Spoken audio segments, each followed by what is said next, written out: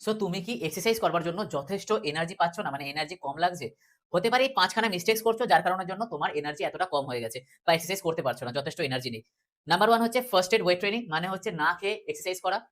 First aid cardio ভালো, but weight training first aid একদমই উচিত না। অনেকে মনে করে যে আমার ফ্যাট বডিতে অনেক বেশি রয়েছে, তো আমি যদি না খেয়ে এক্সারসাইজ করি তাহলে অনেক ভালো হবে।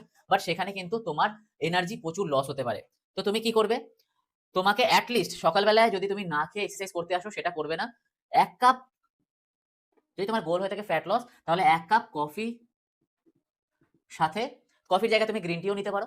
১ কাপ কফির সাথে তুমি যেকোনো একটা সিজনাল ফ্রুটস হতে পারে, ড্রাই ফ্রুটস হতে পারে বা নাটস হতে পারে। ১ কাপ কফির সাথে তুমি একটা বানানা খেয়ে আসতে পারো।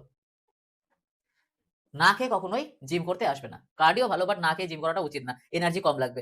নাম্বার 2 হচ্ছে লো কার্বস। লো কার্বস ডায়েট যারা ফ্যাট লস করতে চায় তারা অনেক দিন ধরে ফলো করে। ভাবে কি লো কার্বস ডায়েট আমি যদি টানা ১ মাস ফলো করি তাহলে আমার বডি থেকে ফ্যাট খুব তাড়াতাড়ি লস হবে। বাট একদমই না। একটা টাইমে গিয়ে দেখবে তুমি আর এনার্জি পাচ্ছ না, আর এক্সারসাইজ কমপ্লিট করতে পারছ না। তো সেখানে কি করতে হবে? লো কার্বস ডায়েট, ২ দিন ফলো করো। তারপরে ১ দিন হাই কার্বস ডায়েট।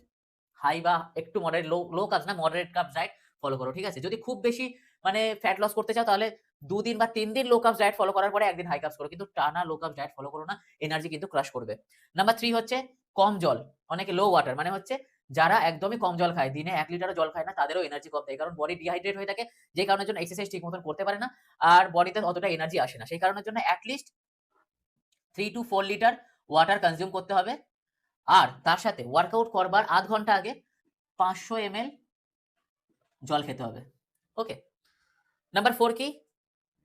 ৫ ঘন্টা স্লিপ। এক্সারসাইজ ভালো করছে, অনেকে ডায়েট ভালো করছে, তারপরেও এনার্জি কমে যাচ্ছে কারণ সে রাত্রিবেলা হয়তো ঠিকঠাক ঘুমাচ্ছে না। Netflix দেখছে, গার্লফ্রেন্ড বয়ফ্রেন্ডের সাথে কথা বলছে। তো দেখো, ঘুমটা কিন্তু অনেক ইম্পোর্টেন্ট। ঘুমানোর সময় আমাদের কি হয়? দেখো, সবার ১ম এ তো ৭ থেকে ৮ ঘন্টা ঘুম দরকার।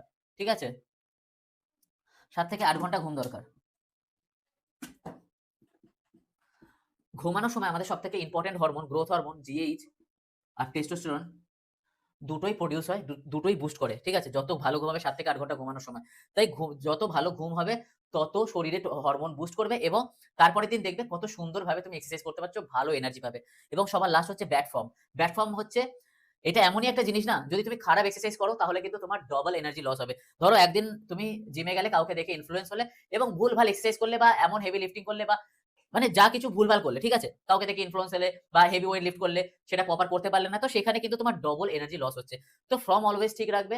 আর তোমার যে এক্সারসাইজ রুটিন, সেই এক্সারসাইজ রুটিনের বাইরে যাওয়ার দরকার নেই। কাউকে দেখানোর দরকার নেই, ইগো লিফটিং এর দরকার নেই। ঠিক আছে? No ego lift. যতটা ভালোভাবে তুমি এক্সারসাইজ করতে পারবে করবে, যত ভালো ফর্ম এর সাথে করতে পারবে, যত ভালো পশ্চার এর সাথে করতে পারবে, সেটা তোমার জন্যই বেনিফিশিয়াল। কাউকে